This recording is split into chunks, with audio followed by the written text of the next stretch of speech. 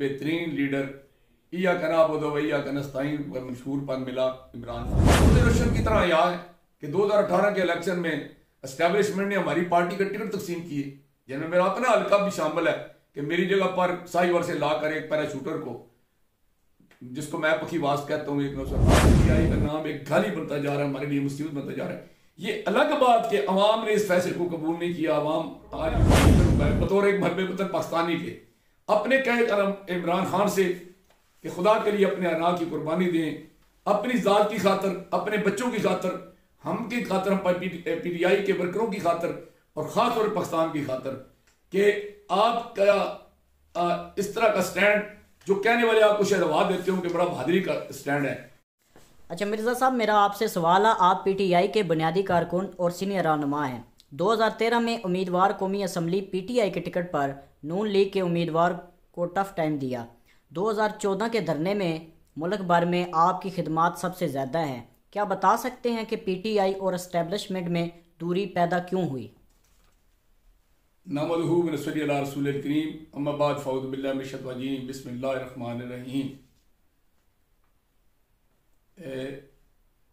मैं ये इतना तकलीफ दे मौजू है जो आपने सवाल किया है, लेकिन इसमें चूंकि कौमी हमारा मफाद और हमारी पार्टी का मुस्तकबिल जो है उस पर सवालिया निशान लग चुका है, इसलिए मैं लगी लपटी रखे बगैर, कहते हैं जब बात करें तो खुदा लगती कहें, और पंजाबी जी कहते हैं कि गल खुदा दे ना दी तो सोटा पार्टी दड़ेगा। तो वो तो है हम इमरान खान के साथ और PTI के साथ, लेकिन बात खुदा लगती कहेंगे कि मेरा ये हुस्न ज़न था कि क़ायद-ए-आज़म रहमतुल्लाह अलैह, अल्लामा इकबाल रहमतुल्लाह अलैह, भुट्टो शहीद और बेनज़ीर भी इसमें शामिल कर लें, उनके बाद हमें एक बेहतरीन लीडर या कनाबुद वैया कनस्ताइन पर मशहूर पन मिला इमरान खान। और जिस तरह वो अवाम में उसने अपना मकाम बनाया, जिस तरह वो नई नस्ल का हीरो बना, और ख़ास तौर पर वो तबकात जिन्होंने कभी बाहर निकलकर वोट नहीं दिया, वो खामोश लोग जो घरों में बैठे थे और पाकिस्तान के मुस्तकबिल के बारे में, पाकिस्तान के मफाद नुकसान के बारे में लाताल्लुक़ थे, उनको मैदान में ले आए। ये बहुत बड़ा उनका कारनामा था। तो जो वो हीरो था हमारा कि उसने हमें जो है ना वर्ल्ड कप ला कर दिया था, वो नौजवानों के दिलों की धड़कन था, तो हमारी उनके साथ बड़ी उम्मीदें वाबस्ता थी।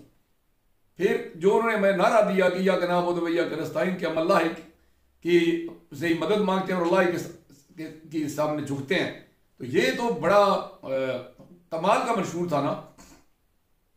और हमें तो फिर से ये सबक मिला कि ये एक सजदा जिसे तू ग्रां समझता है, आसार सजदों से देता है आदमी को निजात।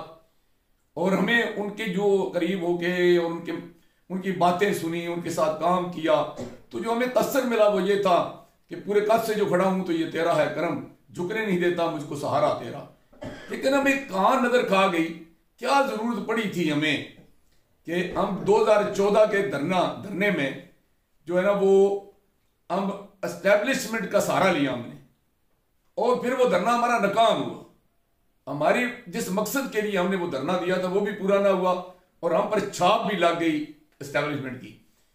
और नतीजतन ये हुआ कि वो जो हमारा सफर इंतहाई तेज रफ्तारी के साथ जा रहा था, वो उसमें रिकॉर्ड पैदा हुई, और हमें लामाला 2018 के इलेक्शन में एस्टेब्लिशमेंट का सहारा लेना पड़ा।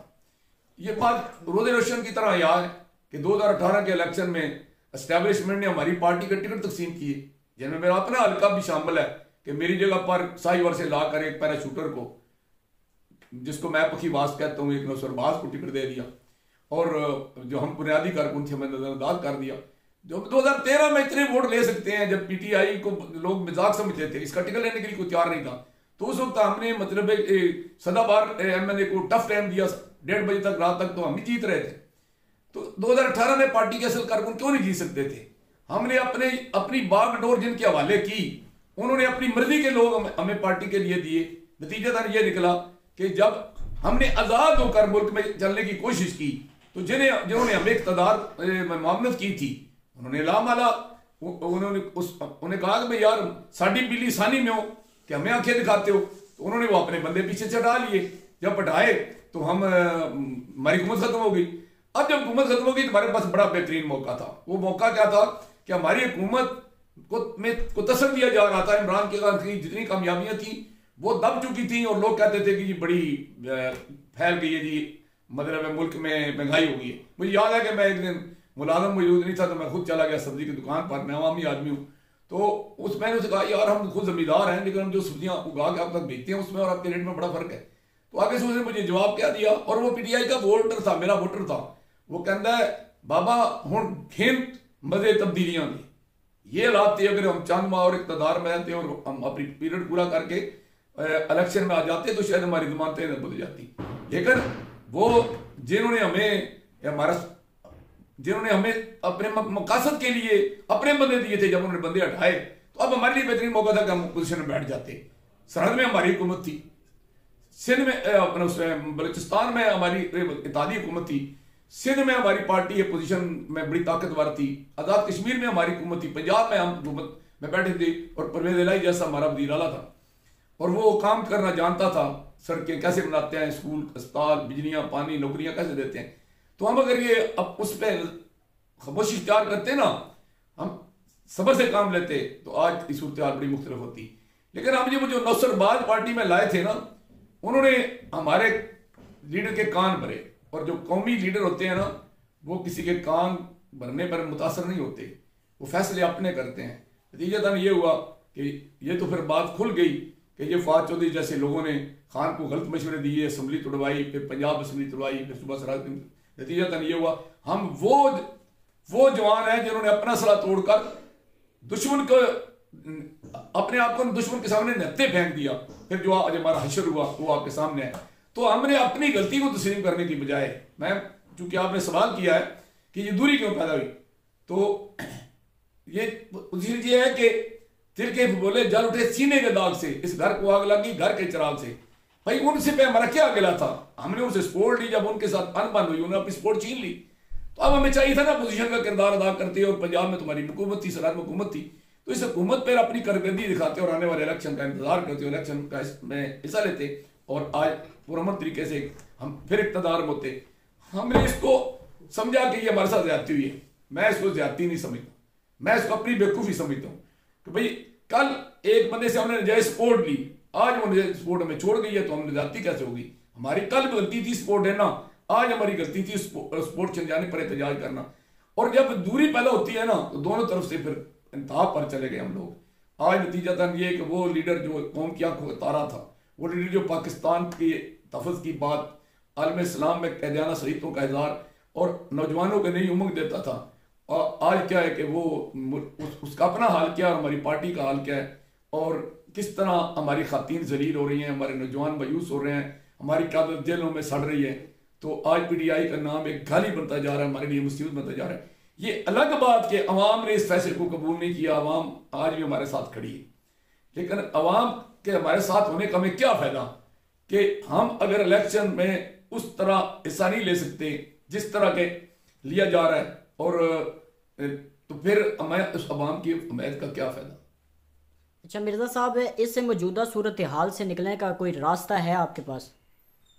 इस मौजूदा सूरत हाल से निकलने का एक ही रास्ता है मेरे नज़दीक, और वो मैं अपील करूंगा बतौर एक भरबे वतन पाकिस्तानी के अपने कहे इमरान खान से कि खुदा के लिए अपने अना की कुर्बानी दें, अपनी ज़ात की खातर, अपने बच्चों की खातर, हम की खातर, हम पीटीआई के वर्करों की खातर, और ख़ास तौर पर पाकिस्तान की खातर, कि आपका इस तरह का स्टैंड जो कहने वाले आपको शायद आवाज़ देते हो कि बड़ा बहादुरी का स्टैंड है, लेकिन ये हमें मज़ीद मुश्किलात में डाल रहा है, और आपकी इस्टेब्लिशमेंट के साथ लड़ाई अब मुल्क की किस्मत का फैसला करने जा रही है। ये पाकिस्तान के लिए नुकसानदेह होती जा रही है। दूसरी तरफ मैं बराह रास्त अपने पाक फौज के सरबराह मुनीर साहब, उनसे दरख्वास्त करूंगा कि जितना कोई बड़ा होता है ना उतना उसका ज़रफ़ बड़ा होता है।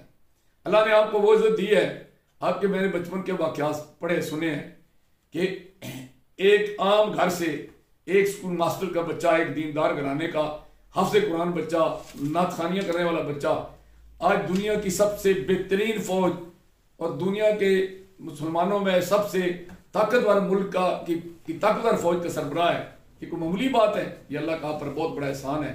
तो आप भी अपने कम से कम अल्लाह के नबी ने फरमाया कि जो वो लोग बड़े अजीम हैं, कुरान भी यही कहता है कि जो लोग दूसरों के गुनाहों को, गलतियों को माफ़ कर देते हैं, गज़बनाक नहीं होते, और अल्लाह उनको इनामात से नवाजता है। तो अल्लाह ने आपको पहले भी बड़ा इनामात से नवाज दिया है।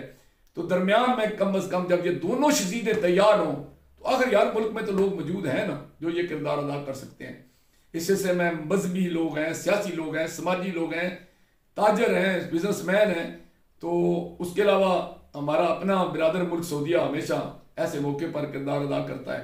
तो मैं ये चाहूँगा कि हमारे आर्मी के सरबराह और PTI के सरबराह दोनों के दरमियान गलतफहमियाँ दूर होनी चाहिए।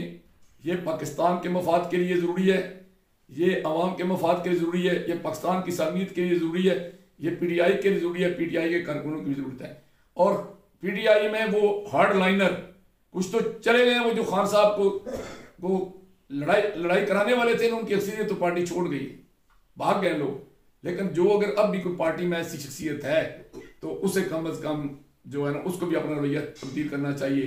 अब हमारे जो है ना मिलिट्री सरबराह, उनके लिए मेरी दरख्वास्त है कि हयात लेके चलो, कायनात लेके चलो, चलो तो सारे ज़माने को साथ लेके चलो।